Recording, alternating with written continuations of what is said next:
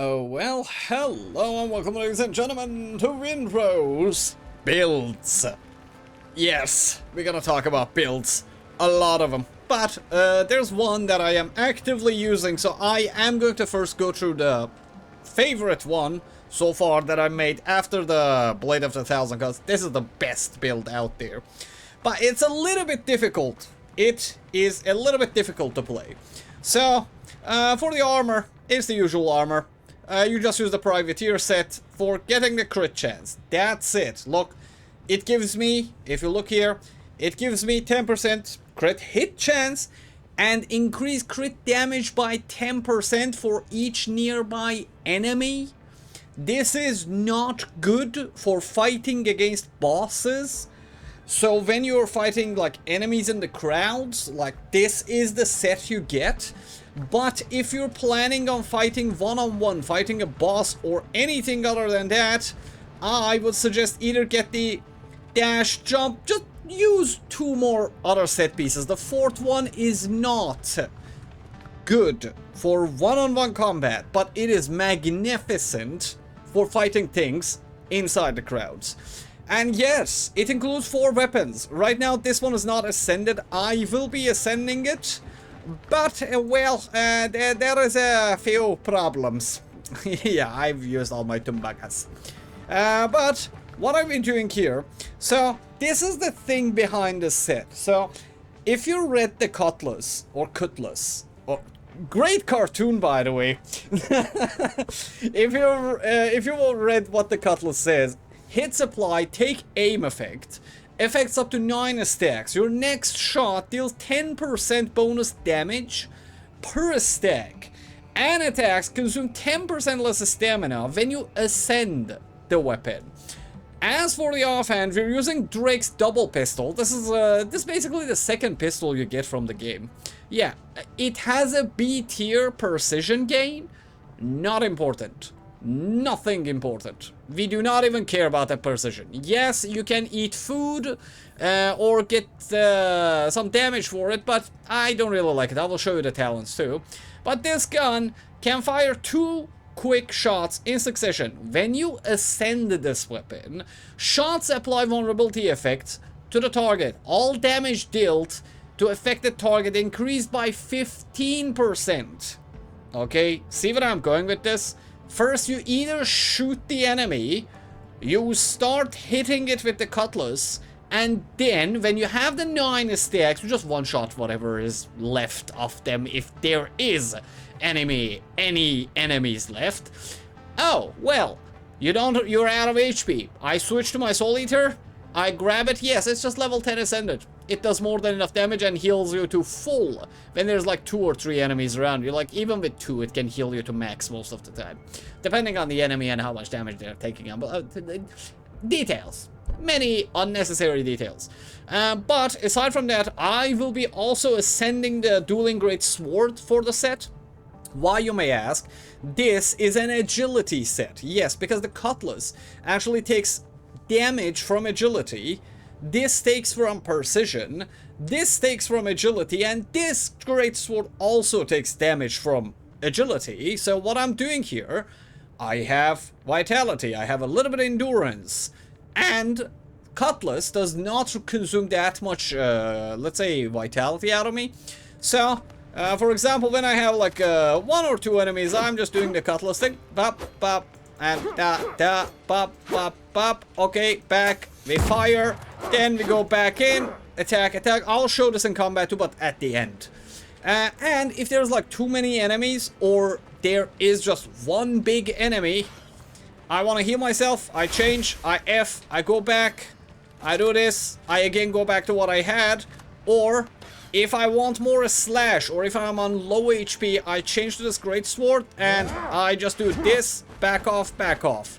That's it. Most of the time, this will not consume all of your stamina as it is right now, because no matter what you're doing, these are my favorite food. I don't use other foods. Yeah, because like after 20 stats in each of these, you have diminishing returns. But for these, I don't really care. Like, you can never have enough endurance and enough vitality, because a dead pirate does 0 DPS. That's the main idea behind it. I am not. Nobody is that good in this game right now. To say, yes, I am dodging everything and I'm also parrying everything. If there's, man, great job. Good job. I wonder how many hours you put in, or you're just naturally good at this. But right now, I don't think I am personally not capable of blocking everything or dodging everything. I can, but that will take 2 hours to kill every mob. So I use the seafood platter and coffee because, well, after consumption of these little twos, that is the HP bar that we have. We have enough to do whatever we want to whoever we want, whether it's Cutlass or this is. And for the, let's say, talents, let me show you my progression here. I have only 10 points in agility, 10 in mastery, 7 in vitality, and 7 in endurance. All of the rest of the points that I have are going to go to either precision or endurance from now on. Okay? Either precision or endurance, because I'm now giving my offhand weapon a little bit more, let's say. Then, for the talents, if I look here, we are just going uppity here. Why? Because look, crit strike chance of one-handed melee weapons is increased by 6% because I'm using like 90% of the time the Cutlass. That's it. Except when I'm low on HP. Then, increasing slash damage. This will be maxed next level that I'm getting. Yes. Why I did not level this up? Because of these. Increase one-handed weapon damage. Why? The pistol is one-handed. My Cutlass is one-handed. So this gives total damage to both of my weapons. This only gives to the Cutlass. That's why it is here. Then the deadly finale. Each consecutive hit increases your damage by 5%. That's 25% more damage. Yes. And you know what's the beautiful part about it? When you hit people, you get the 25% damage. When you shoot them, they take 15% more damage. And also, for every attack that I do, the Cutlass gives me 10% more damage on my sidearm. Yeah, I can crit things for like 2,000, 2,600 with no effort and no good levels on these weapons. I am farming the ancient things, man. Like, I have destroyed everything on that island, and so far, like, this is what I've managed. I'm still leveling up. I only have 21. I'll max these out before, yeah, and I'm not doing the quest yet. I am upgrading before making the videos. So yeah, this was set number 1, and this is all you need to know. This is all you need. At the end of the video, I'll show you. Just give me a moment. Let's go to the next set. Oh, by the way, before we go to the next one, I forgot to show you these. Yeah, I'm getting 15 agility from my major necklace, and also getting 30% more crit damage from my cutthroat ring. That's it. End of the story. Next set, please. Alright, as for our next set, we have a Hybrida. Why a Hybrida? And because this Hybrida, as you can see, like, I keep attacking and attacking and attacking and attacking, and nothing gets that stamina down. Actually, dashing consumes much more stamina than attacking on this set. Simply because it's a mix of the Conquisitor armor, which decreases damage, or increases, let's say, damage resistance by 15%. Then, on top of that, it has Filibustia, whatever, I can't read English, apparently, set bonus, so my attacks consume 20% less stamina. And why does it matter? Because, welcome to Bonebreaker. The more stamina you have, the more damage the weapon deals. The weapon is also based on crude plus strength. So what we do with our skill is that I put all of the skills in strength until the diminishing returns hits it back. So until 20, because after 20 you get decreased amount. You get like almost 0.6 only of the stat that you were getting before. So there's almost no point of getting above 20 in any of the stats except endurance. Endurance, I wish I had 100 of it and none of the others. Because, well, if you can run, you don't get hit. You can just drag the fight out and kill them over time. But yeah, we have 10 points in mastery, we have no points in vitality, we have only the left 4 points in endurance. We're getting 15 agility from this thing, because why not use the dragon breath when there is the dragon breath? If you ascend this weapon, it also does more chance of explosion and for Yarf, and honestly, you can either use this one or you can use a triple shot, but it does not really matter because this build is not something that you want to use your offhand that often with. Yeah, it's more of a, okay, I am okay with getting hit, but I will not stop until your armor breaks. And if you want, there is a way to. Look, the talents I put in are like this. Crude damage increased by 9%. Then I have one-handed melee weapon damage increased. Then we have one-handed weapon damage. And then we have the consecutive hits give you more damage. You can either go like this, or if you want to say, yeah, I am lazy, I don't want to care about that I'm getting hit, I just want to hit things and not dodge. Well, there you go. Your attacks are 40% more effective, converting temporal health into normal health. Why? Because 100% more HP gain when you're doing this. So basically what you can do is just burst people out into oblivion. Yes. Why? Because when you do it like this, or either this, you're losing the crude damage. Okay, boo-hoo. We lost a little bit of damage on the weapon, but the thing is now, you're using the resistance on your weapon just because you're lazy. You don't want to care about anything that's hitting you. If you have problems with perfect blocking, which is like the, doing this weapon does not do that. This weapon only blocks it, okay? So, you go around you work around the problem, okay? I am not good at dodging, use this one. This is yeah, I am not good at dodging things, but I still want to face roll things. This is the set that you want. And, well, if something is far, drag it, boom it, and the next one was a curse, I can't say it, YouTube will be mad. And if you're low on HP, just do the good old thing and just get HP from it. Next set, and yeah, for the bonus I am still using the same ones because I only have these. Yeah, these are the only ones that I have max leveled, and I only use the options that I have.